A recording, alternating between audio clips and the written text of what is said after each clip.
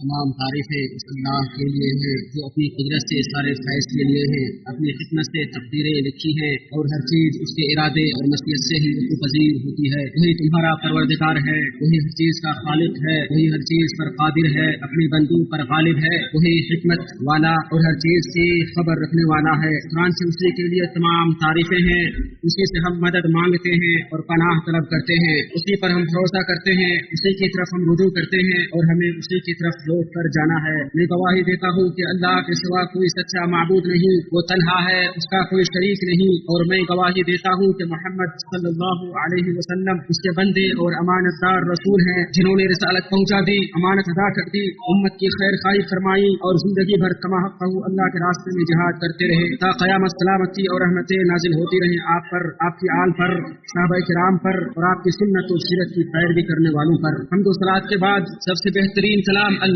کا کلام ہے، سب سے بہترین طریقہ محمد صلی اللہ علیہ وسلم کا طریقہ ہے، سب سے بہترین امور نئے ایجاد کردہ امور ہے اور ہر بدعت گمراہی ہے۔ اللہ کے بندو، یقیناً اللہ سبحانہ و تعالیٰ کی اطاعت سب سے بہترین منفعت اور بہترین کمائی ہے، اس کی رضامندی سب سے بہتر نفع اور مقصود زندگی ہے۔ جنت کو ناپسندیدہ چیزوں سے اور جہنم کو شہوتوں سے گھیر دیا گیا ہے، اور تمہیں تمہارے اجر قیامت کے دن پورے دیے جائیں گے۔ پھر جو شخص جہنم سے دور کر دیا جائے گا اور جنت میں داخل کر دیا جائے گا، یقیناً وہ کامیاب ہوگا۔ اللہ کے اوامر کو بجا لا کر اس کا تقوی اختیار کرو اور اس کے منع کردہ امور اور جزر و توبیخ والے کاموں سے باز رہو۔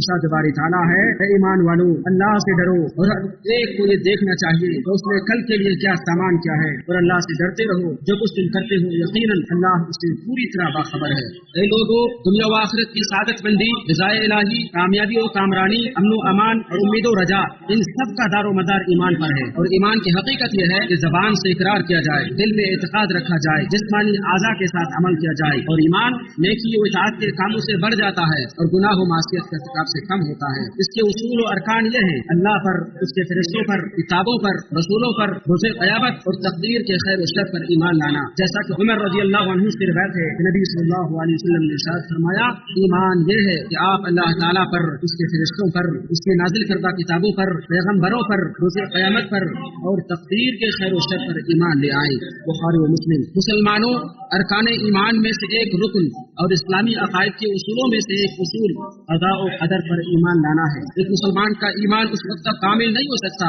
جب تک کہ وہ یہ نہ جان لے ہر چیز اللہ کے فیصلے اور تقدیر کے عین مطابق ہی وقوع پذیر ہوتی ہے۔ ارشاد باری تعالیٰ ہے، بلا شبہ ہم نے ہر چیز کو ایک مقدار سے پیدا کیا ہے، اور فرمایا اور اللہ کا حکم ایک طے شدہ فیصلہ ہوتا ہے۔ مزید فرمایا، یقیناً اللہ تعالیٰ ہر چیز پر قادر ہے۔ اور ایک مسلمان کا ایمان اس وقت تک مکمل نہیں ہو سکتا جب تک کہ وہ یہ نہ جان لے کہ جو اللہ چاہے گا وہی ہوگا اور جو نہ چاہے گا وہ نہیں ہو سکتا۔ اللہ کے ارادے، فیصلے اور قدرت سے باہر کوئی بھی چیز ظہور پذیر نہیں ہو سکتی۔ ارشاد باری تعالیٰ ہے، وہ جب کبھی کسی چیز کا ارادہ کرتا ہے اسے اتنا فرمان دینا کافی ہے کہ ہو جا، وہ اسی وقت ہو جاتی ہے۔ تو اس کے فیصلے کو کوئی رد کرنے والا ہے اور نہ ہی ٹالنے والا ہے، اور نہ اس کے حکم کے خلاف کوئی فیصلہ سنانے والا ہے، اور نہ کوئی اس کی تخلیق میں تبدیلی لا سکتا ہے۔ شر و فساد اور گناہوں سے بچنے کی طاقت اور خیر و نیکی کی طاقت محض اللہ کی توفیق اور مدد پر موقوف ہے۔ ارشاد باری تعالیٰ ہے، اور اگر اللہ تجھے کوئی تکلیف پہنچائے تو اس کے سوا اور کوئی دور کرنے والا نہیں، اور اگر تجھے کوئی بھلائی پہنچائے تو وہ ہر چیز پر قادر ہے۔ ایک مسلمان کا ایمان اس وقت تک کامل نہیں ہو سکتا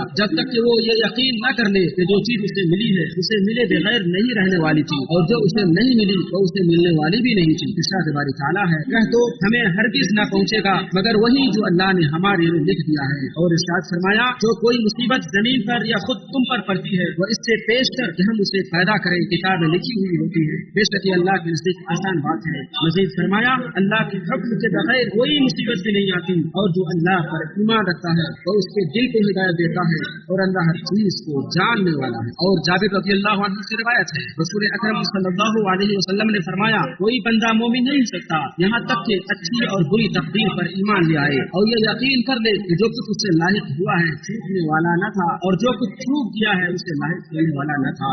اللہ کے بندو، اللہ نے مخلوقات کی تقدیر ان کی تخلیق سے قبل ہی لکھ دی ہے، جیسا کہ عبداللہ بن عمرو بن عاص رضی اللہ عنہما سے روایت ہے، نبی اکرم صلی اللہ علیہ وسلم نے ارشاد فرمایا، اللہ نے زمین اور آسمان کی تخلیق سے پہلے ہی مخلوق کی تقدیر لکھ دی تھی۔ مستدرک الحاکم۔ اور ولید بن عبادہ کہتے ہیں، میں اپنے والد کے پاس اس وقت آیا جب وہ بیمار اور مجھے ان کی موت کا اندیشہ لاحق ہوا، تو میں نے ان سے کہا، اے ابو مجھے کوئی نصیحت خاص کیجیے۔ انہوں نے کہا، مجھے بیٹھاؤ۔ جب انہیں بیٹھایا گیا انہوں نے کہا، میرے بیٹے تم ایمان کا مزہ چکھ ہی نہیں سکتے اور اللہ تعالیٰ کے بارے میں حقیقی معرفت اس وقت تک حاصل نہیں کر سکتے جب تک کہ تم تقدیر پر خواہ ہو خیر ہو یا شر ہو ایمان نہ لاؤ۔ میں نے کہا، ابو جان مجھے تقدیر خیر و شر کا علم کیسے حاصل ہوگا؟ انہوں نے کہا، تم اس بات پر یقین رکھو کہ جو تم سے چھوٹ گیا وہ تمہیں ملنے والا ہی نہیں تھا اور جو تمہیں ملا وہ تم سے کبھی چھوٹ نہیں سکتا تھا۔ بیٹے میں نے رسول اللہ صلی اللہ علیہ وسلم کو یہ کہتے ہوئے سنا ہے، اللہ تعالیٰ نے سب سے پہلے قلم کو پیدا کیا اور اس نے کہا لکھو۔ جب اللہ نے اس کو حکم دیا تو اس نے لکھنا شروع کر دیا،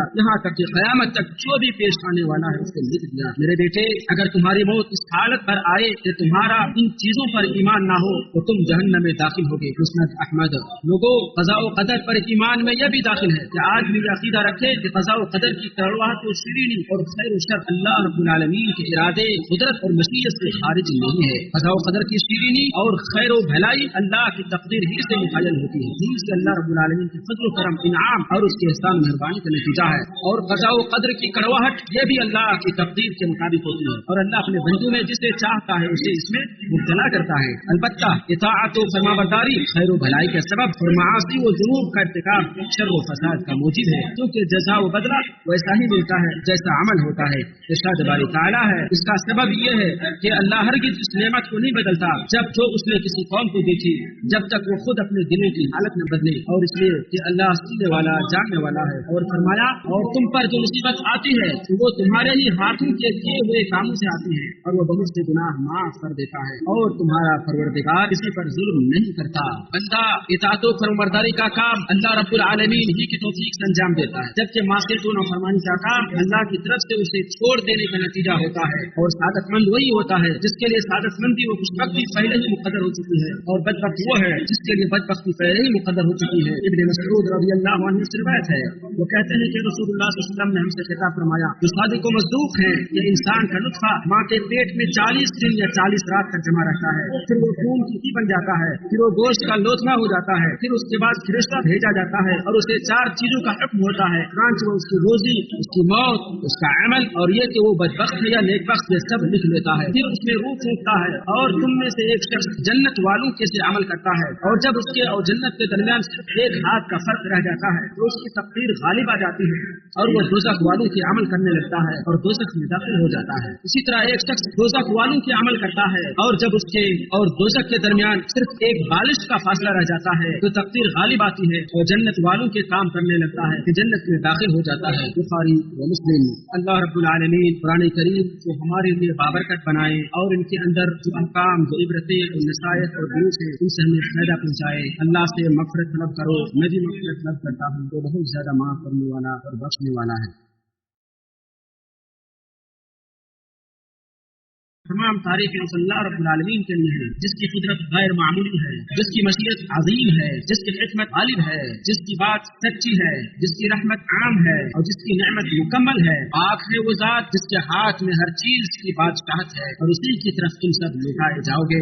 لوگوں قضاء و قدر پر ایمان میں یہ بھی داخل ہے کہ صبر اور رضامندی کو لازم پکڑا جائے اور ناراضی اور آہ و بکا سے اجتناب کیا جائے، جیسا کہ حضرت ابو ہریرہ رضی اللہ عنہ سے روایت ہے کہ رسول اکرم صلی اللہ علیہ وسلم نے فرمایا، جو چیز تمہارے لیے فائدہ مند ہو اس کی حرص رکھو اور اللہ سے مدد مانگو اور عاجز نہ بنو۔ اگر تم پر کوئی مصیبت آ جائے یہ نہ کہو کہ اگر میں ایسا کر لیتا تو ایسا ہو جاتا، بلکہ یہ کہو کہ یہ اللہ کی تقدیر ہے اور وہ جو چاہتا ہے کرتا ہے، کیونکہ اگر شیطان کے عمل دخل کا دروازہ کھول دیتا ہے۔ اسی بخاری نے روایت کیا ہے، جو اپنی تقدیر سے راضی ہو گیا تو اس کے لیے رضا و خوشی ہے اور جو ناراض ہو گیا تو اس کے لیے ناراضگی ہے، اور وہ اللہ تعالیٰ کو ہرگز کچھ بھی نقصان نہیں پہنچا سکتا۔ اللہ کے بندو، جو شخص اللہ تعالیٰ کے نور اور مومن کی بصیرت سے से देखेगा तो हर परेशानी जो उसको लाई होगी उसमें उसे खैर का पहलू नजर आएगा। जैसा कि अल्लाह ताला का इरशाद है, और हो सकता है कि तुम एक चीज को पसंद करो और वो तुम्हारे लिए बेहतर हो, और ये भी हो सकता है कि तुम एक चीज को पसंद करो और वो तुम्हारे लिए बुरी हो।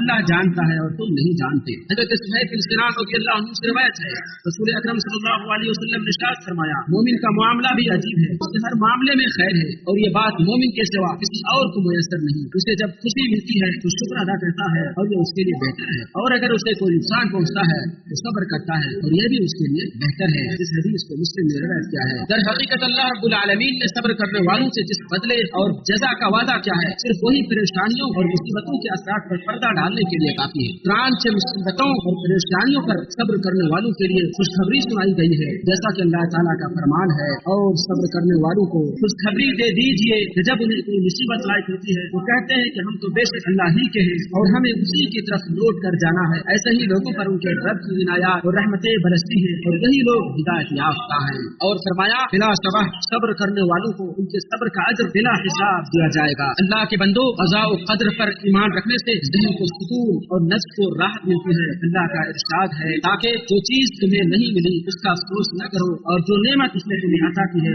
उस पर न इतराया करो। और आप सल्लल्लाहु अलैहि वसल्लम ने इरशाद फरमाया, अगर तुम्हें कोई नुकसान पहुंचे तो ये ना कहो अगर मैं इस तरह करता तो ऐसा होता, बल्कि ये कहो ये अल्लाह की तकदीर है, वो जो चाहता है करता है। इस हदीस को बुखारी ने रिवायत किया है। क़ज़ा और क़दर पर ईमान लाने से अल्लाह रब्बुल आलमीन पर यकीन, उससे लगाव और उस पर सच्चे तवक्कुल करने और उसकी तरफ मुतवज्जह होने का जज्बा पैदा होता है। और हर चीज क़ज़ा और क़दर के हिसाब से लिखी हुई है, जैसा कि अब्दुल्लाह बिन अब्बास रज़ियल्लाहु अन्हुमा कहते हैं, मैं एक दिन अल्लाह के रसूल सल्लल्लाहु अलैहि वसल्लम के पीछे सवार था, तो उसी दरमियान आपने फरमाया, ए लड़के, मैं तुम्हें कुछ बातें सिखाना चाहता हूँ। अल्लाह के हुकूक की हिफाजत करो, अल्लाह तुम्हारी हिफाजत करेगा। तुम अल्लाह के हुकूक का ख्याल रखो, अल्लाह को अपने सामने पाओगे। और जब मांगो तो अल्लाह ही से मांगो, और जब मदद तलब करो तो अल्लाह ही से मदद तलब करो। और इस बात को जान लो कि अगर तमाम मखलूक भी तुम्हें फायदा पहुँचाना चाहे तो तुम्हें उतना ही फायदा पहुँचा सकती है जितना अल्लाह ने तुम्हारे लिए लिख दिया है, और अगर सब मिलकर भी तुम्हें नुकसान पहुँचाना चाहे तो तुम्हें उतना ही नुकसान पहुँचा सकते हैं जितना अल्लाह ने तुम्हारे लिए लिख दिया है। कलम उठा लिए गए और सही से खुश हो गए हैं, और जान लो कि मदद सब्र के साथ ही आती है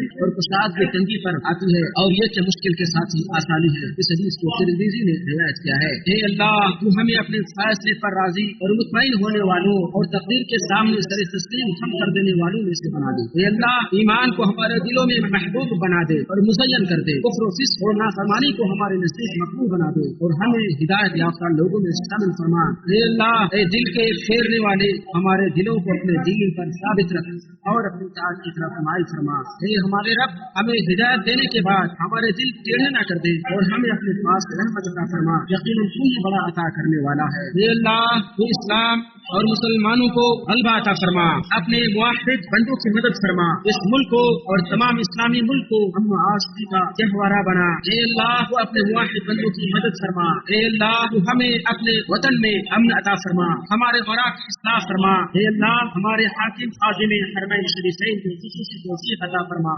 उनकी ताईद और नुसरत फरमा, उनको सेहत और आफियत अता फरमा। हे जहानियों के पालनहार, हे अल्लाह, उनको और उनके वली अहद को अपने पसंदीदा कामों की तौफीक अता फरमा। हे दुआओं को सुनने वाले, हे अल्लाह, हमारे अमाल को कबूल फरमा, बेशक तू सुनने वाला और जानने वाला है। और हमारी तौबा को कबूल फरमा, बेशक तू ही तौबा कबूल करने वाला और मेहरबान है। अल्लाह मोहम्मद सल्लल्लाहु अलैहि वसल्लम पर उनकी आल